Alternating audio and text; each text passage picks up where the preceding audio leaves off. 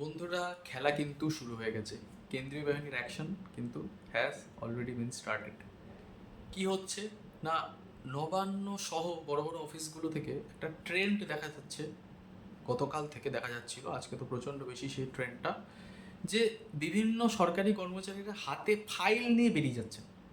ব্যাপারটা কি সেটা ভেরিফাই করতে শুরু করে সংশ্লিষ্ট দপ্তরগুলো। তো যেটা মনে হচ্ছে যে যে সমস্ত অফিসাররা কোরাপ্ট বা যারা দুর্নীতির সাথে যুক্ত ছিলেন, তাদের দুর্নীতি প্রমাণগুলোকে চাপা দেওয়ার জন্যই তারা কিন্তু ফাইল হাতে নিয়ে অফিস থেকে বেরিয়ে যাচ্ছিলেন। তো সেটাকে আটকাতে কিন্তু কেন্দ্রীয় বাহিনী অলরেডি নিয়োগ করা হয়েছে এবং প্রচুর পরিমাণে পুলিশ কিন্তু নবান্নের প্রতিটা করিডোরকে ঘিরে ফেলেছে। একজনকেও আইডি চেক না করে, তার বিলঙ্গিংস চেক না করে কিন্তু বেরোতে দেওয়া হচ্ছে না।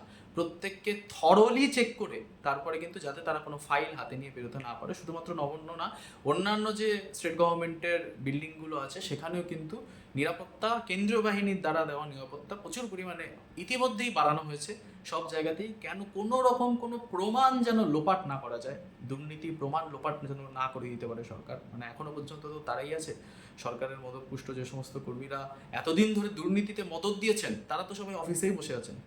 সবার কিন্তু যাতে হিসাব করা যায়, সবাই বিরুদ্ধে যাতে আইনানুগ ব্যবস্থা নেওয়া যায়, সেই চেষ্টা কিন্তু গভর্নমেন্ট, আশু গভর্নমেন্ট অলরেডি করা শুরু করে দিয়েছে। আমরা জানি দেশের স্বরাষ্ট্রমন্ত্রী গত কয়েকদিন ধরেই পশ্চিমবঙ্গেই আছেন। আজকে বিজেপির কার্যালয়ে উড়ে আসছেন প্রধানমন্ত্রী নরেন্দ্র মোদী। কি হবে সেটা তো আমরা মেন স্ট্রিম মিডিয়াতে অবশ্যই দেখতে পাবো, আমিও আপনাদের জন্য সেই নিয়ে অবশ্যই ভিডিও করব। কিন্তু এই মুহূর্তের যেটা সব থেকে বড় খবর এটাই যে বিজেপি কিন্তু প্রবল সংখ্যাগরিষ্ঠতা নিয়ে ক্ষমতায় আসতে চলেছে। প্রবল সংখ্যাগরিষ্ঠতা, টিএমসি সিট যত টাইম যাচ্ছে তত কমছে। মানুষ কিন্তু তার সমস্ত ক্ষোভ উগরে দিয়েছে ভোটের ব্যালট পেপারের উপরে। সেখানে কিন্তু মানুষ কথা বলেছে, ঠিক আছে, যে কি পরিস্থিতি ছিল পশ্চিমবঙ্গের। এখন কিন্তু ভোটের অবস্থা দেখলেই আমরা বুঝতে পারছি যে মানুষের মধ্যে কতটা ক্ষোভ জমে থাকলে মানুষ এইরকম একটা মতদান করে, যেখানে একক সংখ্যাগরিষ্ঠতা একটা পার্টিকে সে দিয়ে দেয়। তো আমাদের বাংলায় তো বারবার এটাই হয়, যখনই যে পার্টি যেতে একক সংখ্যাগরিষ্ঠতা নিয়েই যেতে। কিন্তু আজকে যা হলো, আজকে হয়তো আমরা ইতিহাসের এক পর্যায়ে দাঁড়িয়ে আছি যেখানে এরকম ঘটনা ঘটে চলেছে। এই এত মেজরিটি নিয়ে বিজেপির ক্ষমতায় আসা।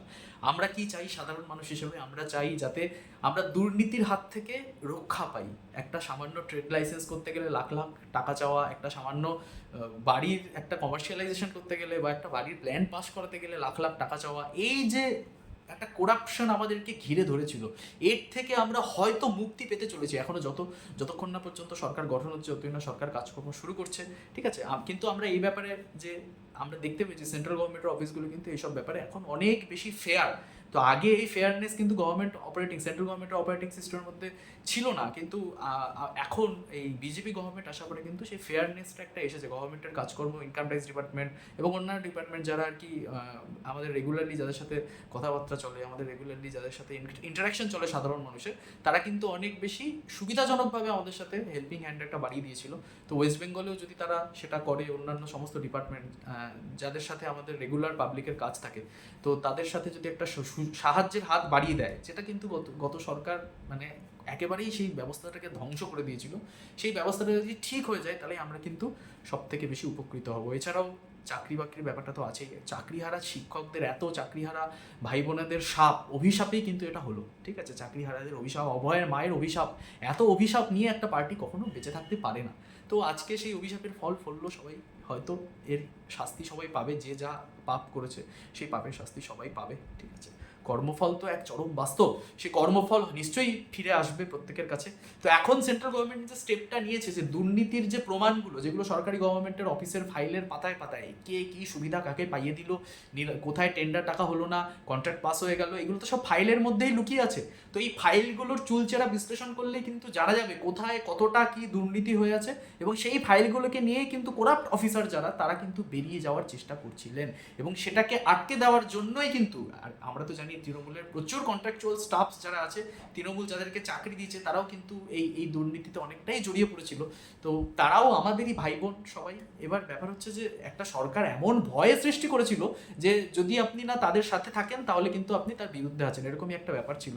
তো প্রচুর মানুষের মনে ভয় ছিল, ভয় থেকেও অনেকে এর সাথে জড়িয়ে গেছে। আমরা সবাইকে শুধু বলবো, আপনারা শান্তিতে থাকুন, আপনারা কোনো রকম মানে উচ্ছৃঙ্খলতার দিকে যাবেন না, ঠিক আছে? আপনারা একজন মানে বিজেপি দলটা সবসময় একটা শৃঙ্খলাবদ্ধ দল হিসেবে পরিচিত, ঠিক আছে? তারা কিন্তু সুশাসনে বিশ্বাসী, এবং এই ব্যাপারটা যেন আপনাদের মধ্যে সবসময় থাকে, যারা বিজেপি কর্মী সমর্থকরা আছেন তাদের মধ্যে এই জিনিসটা যেন থাকে না। আমাদের রাজ্য স্তরের এবং জাতীয় স্তরের যে নেতারা তারাও কিন্তু তাই বলছেন।